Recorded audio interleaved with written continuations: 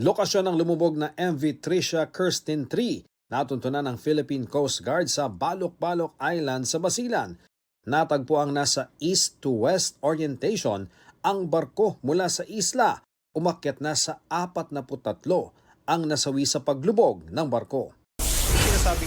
Senator Loren Legarda, tikom ang bibig ng tanungin kung inalok siyang maging Senate President. Nakausap daw ni Senate President Tito Soto si Legarda at sinabi raw sa kanya na inalok nga itong maging Senate President. Pero sabi raw ni Legarda, hindi ito interesado. No work, no pay scheme para sa mga mambabatas isinusulong ni House Majority Leader Sandro Marcos. Sa ilalim nito, babayaran lang sila kung pumasok at nagtrabaho tulad ng pagdalo sa mga sesyon sa plenaryo, paglahok sa mga committee hearing, at paglahok sa official activities. Hindi rin sasahod kung absent ng walang mahalagang rason.